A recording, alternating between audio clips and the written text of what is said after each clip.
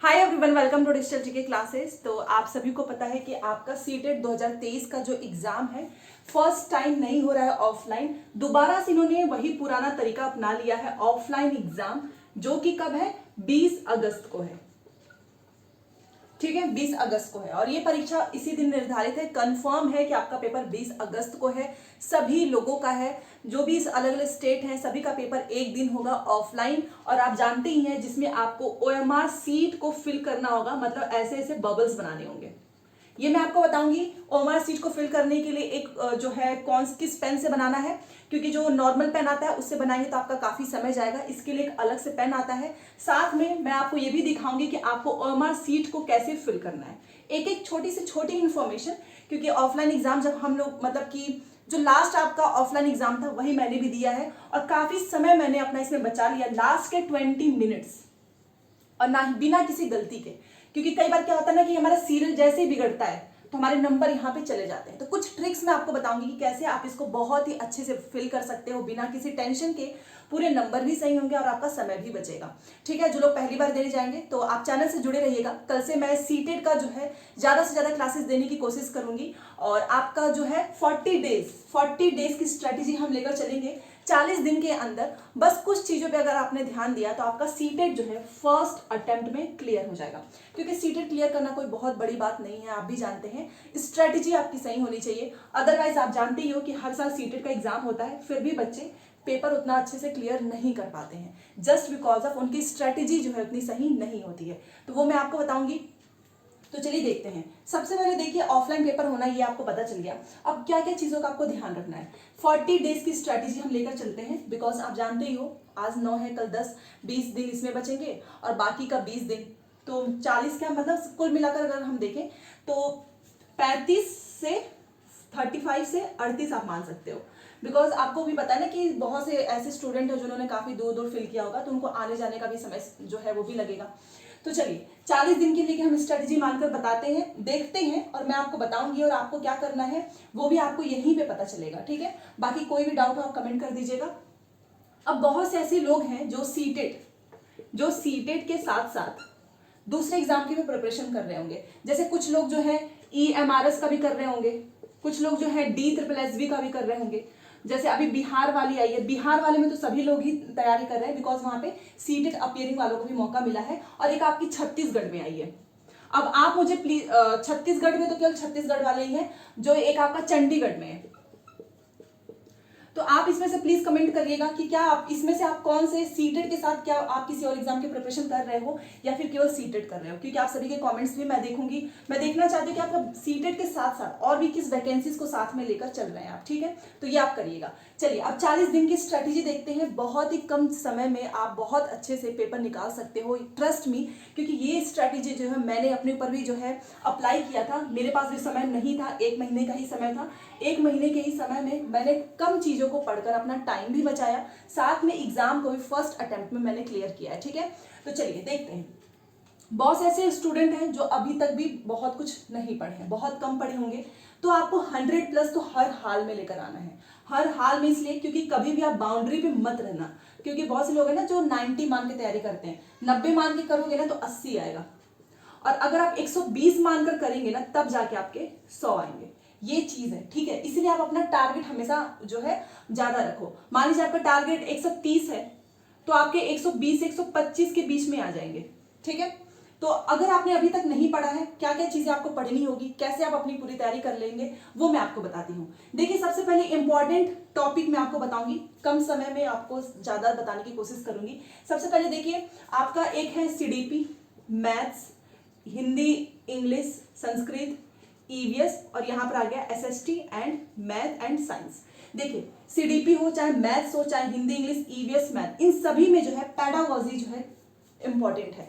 अगर आपने सीटेट का अभी तक जितना भी पेपर हुआ है, सीटेट के जितने भी PYQ हुए हैं, अब ये मत पूछना कि ऑफलाइन करेंगे ऑनलाइन करें। देखिए ऑफलाइन के समय में पेपर काफी आसान आते थे, तो आपको ऑनलाइन वाले पेपर की प्रैक्टिस करनी है। समय तो अब है नहीं, तो कोशिश करो कि 40 दिन है, 40 दिन में कम से कम आप 40 सेट तो जरूर लगा लें। ठीक है। इससे क्या होगा ना कि आपका पैडागॉजी, जिस एक बात याद रखना, जिसका भी इस पूरे सेक्शन में पैडागॉजी स्ट्रांग है ना, हर हाल में उसका पेपर निकलेगा, ठीक है। क्योंकि कई बार क्या होता है ना कि कंटेंट हम उतना याद नहीं कर पाते हैं, हमसे चीजें छूट जाती हैं, इसीलिए मैं आपको बता रही हूँ कि आपको इन सभी सब्जेक्ट का सीटेट के जो ऑनलाइन एग्जाम हुए हैं उन सभी के आपको पैडागॉजी करने हैं। अब पेपर कहाँ से मिलेगा, तो ऑफिशियल वेबसाइट पे आ चुका है, आराम से डाउनलोड हो जा रहा है। RAR अपने फोन में डाउनलोड कर लो प्ले स्टोर से, सारे जिप फाइल आ जाएंगे, यहाँ से आप प्रैक्टिस भी कर सकते हो, आंसर की भी है, ये प्रॉब्लम खत्म। दूसरी चीज क्या है कि इंपॉर्टेंट टॉपिक, अगर मैं आपको बोलना चाहूँ तो आप सीडीपी में 30 में से 30 लेकर आ सकते हैं। देखिए सीडीपी में आप पियाजे, वाइगॉस्की, कोलबर्ग, अगर इन तीनों को भी बहुत अच्छे से पढ़ते हैं ना तो आधे क्वेश्चन तो आपको यहीं से सॉल्व हो जाएंगे, क्योंकि इन सभी में भी पियाजे से, वाइगॉस्की से क्वेश्चन पूछता है। तो सीडीपी में इंपॉर्टेंट टॉपिक पियाजे, वाइगॉस्की, कोलबर्ग, ये कर लीजिए। मैथ्स में देखिए आप जो है, मैं एक चीज बोलूंगी कि मैथ्स की पैडागॉजी के अलावा अगर आप बस मैथ्स की पीवाईक्यू कर लेते हो ना तो आपका पूरा कंटेंट तैयार हो जाएगा। काफी इजी पेपर आता है मैथ्स का, सच में। तो आप वहां से पीवाईक्यू से ही बस प्रैक्टिस करो, अलग से आपको कुछ भी मॉक टेस्ट। अच्छा एक क्वेश्चन आता है ना मॉक टेस्ट से रिलेटेड, देखिए मैं तो ये बोलूंगी, देखो मॉक टेस्ट लगाने का कोई उतना मतलब नहीं है, मैंने भी नहीं लगाया है, क्योंकि सीटेट का ही पेपर लगा लो, वही बहुत है, ठीक है। अलग से मॉक टेस्ट क्यों परचेज करना है, आप पीवाईक्यू ही लगाइए, ठीक है। तो मैथ्स के जितने भी पीवाईक्यू वाले क्वेश्चंस है वो कर लो। हिंदी इंग्लिश मैंने हमेशा से बोला है कि अगर आपका लैंग्वेज अच्छा है ना तो यकीन मानिए आपके नंबर जो है 10 से 15 बढ़ जाता है, क्योंकि जो पैसेज आता है, यहाँ देखो मैंने पैसेज की ट्रिक बता दी है, हिंदी की भी बता दी है, इंग्लिश का बता दूंगी। क्योंकि देखिए जो पैसेज होता है ना 15 नंबर का आता है, और ये नंबर फ्री के हैं। अब तो ऑफलाइन पेपर हो गया, अब तो काफी आसान है, ये 15 नंबर आपके हाथ में है। तो 15 के लिए आपको क्या करना हो, हर दिन एक पैसेज की प्रैक्टिस जरूर करिए। अगर आप ये सोचते हैं ना कि एग्जाम के 2 से 3 दिन पहले पैसेज कर लेंगे नंबर आ जाएगा, तो ऐसा नहीं है, क्योंकि पैसेज आपकी प्रैक्टिस मांगता है। आपको अपना समय बचाना है, आपको सोचना है कि मैं और किस तरीके से पैसेज बहुत ही कम समय में ज्यादा सही कर सकती हूँ या कर सकता हूँ, ठीक है। तो 15 नंबर का पैसेज, और साथ में आपको हिंदी, इंग्लिश, संस्कृत की पैडागॉजी के लिए भी आपको पीवाईक्यू के क्वेश्चंस करने हैं। अब बात यहाँ फंसती है ईवीएस, एसएसटी, मैथ, साइंस। देखिए ईवीएस के लिए तो आपको एनसीईआरटी, तो अब आपके पास समय है नहीं कि आप एनसीईआरटी पढ़ोगे, क्योंकि आपके पास समय भी कम है और बहुत ज़्यादा कंटेंट भी आपके पास पढ़ने का समय नहीं है। अगर आप कोई शिक्षक भर्ती की तैयारी कर रहे हो तो मैं बस एक चीज़ बोलूंगी कि कुछ भी मत करो, केवल पीवाईक्यू से सारे ईवीएस के क्वेश्चन कर डालो। जो क्वेश्चंस गलत हो रहा है आप उसको अपने कॉपी में नोट करते जाइए, बस इतना ही करना है, इससे ज़्यादा कुछ मत करो। केवल आप पीवाईक्यू की सीरीज करिए बस। सेम वही एसएसटी और मैथ साइंस के लिए भी है। एसएसटी में मेरे 40 से 42 नंबर, आप सोचिए 40 से 42 नंबर एसएसटी में मेरे केवल पीवाईक्यू से आए थे। मैंने एसएसटी के लिए कोई बुक्स, कोई क्लास, कोई नोट्स नहीं बनाए हैं। हाँ यूपी टेट के लिए मैंने थोड़ा बहुत बनाया था, क्योंकि उसमें फैक्चुअल चीज़ें आती हैं। बाकी एसएसटी के लिए मैंने पूरा का पूरा जो है पीवाईक्यू पे ही अपना फोकस किया था। पीवाईक्यू से ही अगर मेरे 42 नंबर आ जाते हैं तो मैं पूरा किताब पोथा क्यों पढूं, अगर मेरे पास 1 महीने का समय है। इसको बोलते हैं स्मार्टली तैयारी। देखिए आपको स्मार्टली तरीके से पढ़ना है। अब वो समय नहीं है कि आप पूरा पोथा स्टार्ट कर दें पढ़ना, फिर आप सोचो कि आपका कवर भी हो जाए, ऐसा नहीं है। अगर आप साथ में सीटेट के साथ साथ ये भी कर रहे हो, बिहार शिक्षक भर्ती भी, तो कुल मिलाकर चाहे आप एसएसटी कर रहे हो, मैथ साइंस कर रहे हो, इन सभी के लिए आपका केवल और केवल पीवाईक्यू, बस पीवाईक्यू करते जाओ। जो गलतियां हो रही है उसको लिखते जाओ, उस टॉपिक को अपना क्लियर करते जाओ। जो क्वेश्चंस जैसे कि मान लीजिए कुछ क्वेश्चंस होते हैं जो हर प्रीवियस पेपर में पूछता है, हर प्रीवियस पेपर में रिपीट होता है, उस क्वेश्चंस को आपको नोट कर लेना है अगर आपसे गलत हो रहा है तो। मैं तो ये बोलूंगी कि देखिए आप पीवाईक्यू कर रहे हैं या नहीं, आप प्लीज मुझे कमेंट कीजिएगा। आपको हर दिन एक प्रीवियस पेपर करना है, और आप अपना उसमें एक टाइमर सेट कर लो कि आपको 2 घंटे में ही पेपर को खत्म करना है। 2 घंटे से ज्यादा समय नहीं देना है, क्योंकि वहां पे आपको मार्कशीट को भी फिल करने के लिए समय चाहिए, इसमें ही आपका आधा घंटा चला जाएगा। तो 2 घंटे में पेपर खत्म करो, उसके बाद से 1 घंटा लगाइए एनालाइज पे, ठीक है। 1 घंटा लगाइए एनालाइज, उसको एनालिसिस कीजिए। एनालिसिस इसलिए इंपॉर्टेंट है ना कि आपको पता चलेगा कि CDP, math, language, EVS, SST, इसमें कहाँ आपके नंबर कम हो रहे हैं, ठीक है। ये आपको कोई बता नहीं सकता है कि आपकी वीकनेस क्या है, आपका स्ट्रेंथ क्या है, क्योंकि आपकी स्ट्रेंथ आपको ये पास कराने में मदद करेगी, बट जो आपका वीक सब्जेक्ट होगा ना वो कहीं ना कहीं आपको हमेशा से डिमोटिवेट करेगा कि काश मेरा मैथ बहुत अच्छा होता तो शायद मुझे उतनी मेहनत नहीं करनी पड़ती, ये सारी चीज़ें आती हैं। तो ये बस आपको किस पे डिपेंड रहना है। अगर आप सच में 120 130 लेकर आना चाहते हैं, अभी तक आपने कुछ नहीं पढ़ा है, तो मैंने सीडीपी का आपको बता दिया।